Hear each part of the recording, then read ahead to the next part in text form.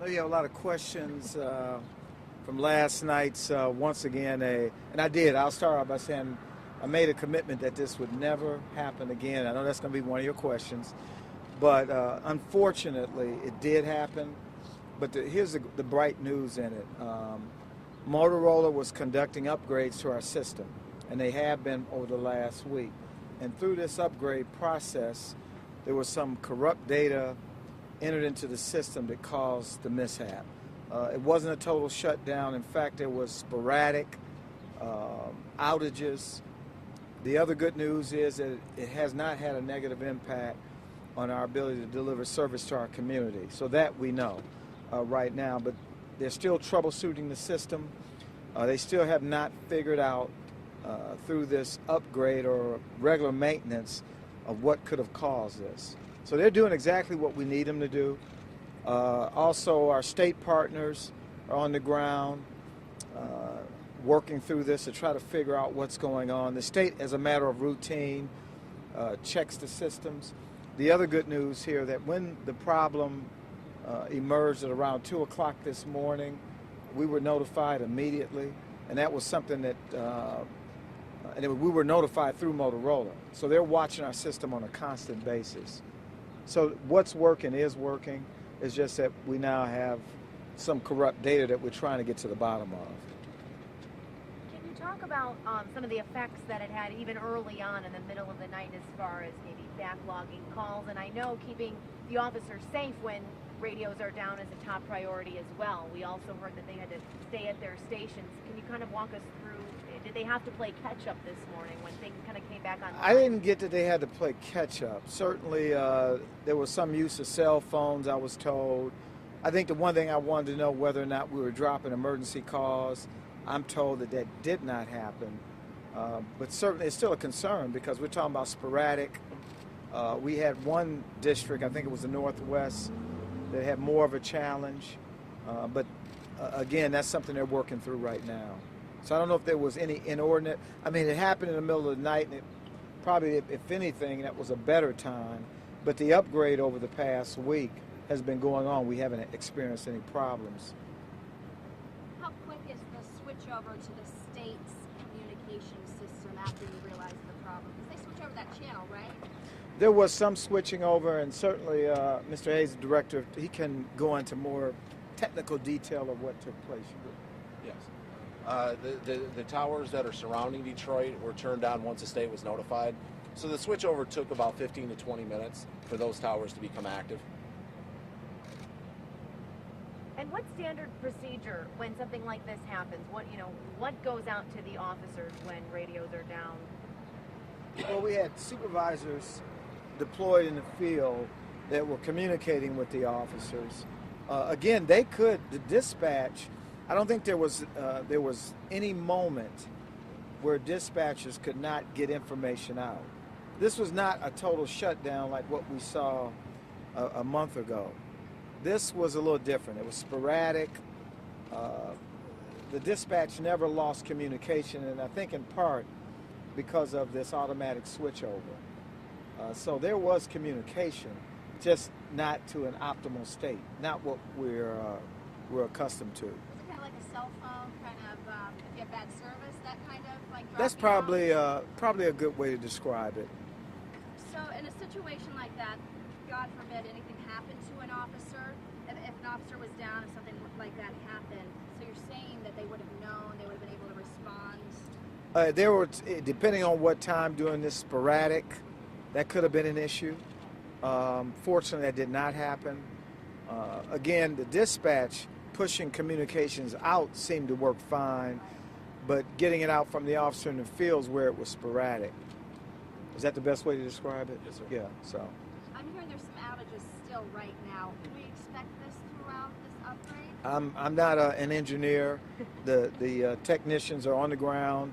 Again, as soon as this problem emerged at 2 o'clock in the morning, Motorola responded, the state responded, and they've been working on this problem since 2:30 this morning. What do you want citizens to know? Obviously, this is something we've been reporting, and to put their nerves at ease, what do you want to tell them? I want to tell them that we haven't lost, there have been no service drops that we know of, and that the technicians are working on it right now, and we're going to do everything we can to resolve it. And again, I said it would never happen again. I feel bad that it did, but I think more importantly, the people responsible for ensuring that the system is constantly running had been doing what we expected them to do, and that's just maintain it. In fact, they were doing an upgrade to the system. And this may be a question for Scott. Any idea, how long we may be dealing with this spotty communication? Is it something that could last all day or wrap? And Well, say your name and tell us who you are before you What's your talk. title? Because you're live right now. Okay. Scott Hayes, Director of the Technical Service Bureau for the Detroit Police. The technicians are on the ground working on it, so it's hard to speculate on how long this problem is. We've got the full resources, Motorola and the state, working on this. So a time frame we can't state at this point. And 911 calls were not affected, we heard, at any point. Never. No. It again was just centered around the same issue with the towers, but because we've gone through the problem, because Motorola has been on the ground, and we're working closely with both the state and Motorola, we were able to switch over. And even though we switch over to an outlying tower, we're not getting the optimal transmission, but we're getting it. And that's what we experienced when we, last time we had a total shutdown, and we were scrambling to try to figure out how to get plugged back in. And this time it was a matter of going to a fallback procedure, which happened in this case. And even right now, some officers, their radios are working okay, but some are still at their station being held We're down. still, well, I don't know if we would describe it. Some of the later radios, it's sporadic. That's the best way to describe it. But more importantly, to the community, we have not dropped any emergency calls for service. Last time this happened and you had the complete outage, did you send out maybe a directive on what to do if this happened again? And if not, do you think you may do that now? Well, the directive, the people that control it, we have the fallback procedures in place, and that's what kicked in this time. But for the officers in the field, what are they supposed to do? Use Well, their phones? no, not use their phones. In fact, we didn't have a full outage. So, there was some phone usage because it was sporadic, but we didn't see anything that put them in, in harm's way. Just sporadic coverage, that's all. Chief, Mr. Hayes, describe how this problem manifested itself. What weren't crews able to do, or dispatchers, or what exactly happened? What we were told is the dispatchers could push out information. So if a call came in that there was, say, a shooting in progress, they would hear it. They just couldn't respond back. And that's a problem, because if they respond and they go to a location, one of the issues would be if they needed additional assistance during that outage, that would have been a problem. And that's serious. But the information was still from the community side calling in. We could still dispatch the call, which is what we couldn't do the last time. But now it's not even to that level. It's been upgraded that there's sporadic transmissions because we're connected to the outlying towers.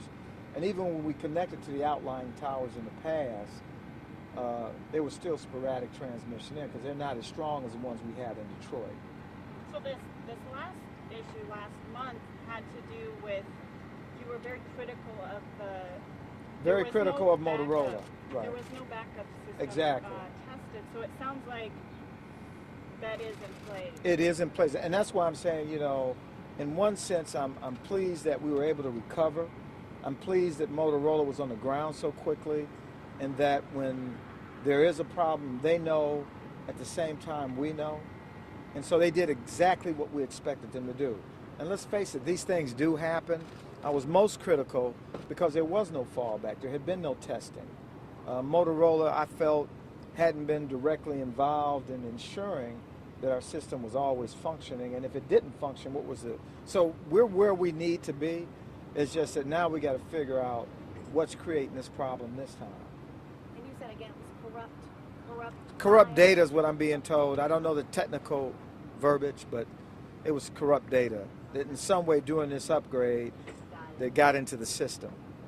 Who all was affected as far as the crews on the streets? by this? Precincts. I mean, there were some that were more noticeable. I think Northwest was more noticeably affected. Again, when we went to a fallback procedure, I don't know why Northwest was more affected. I don't have the answer to that. But again, it wasn't just a total outage.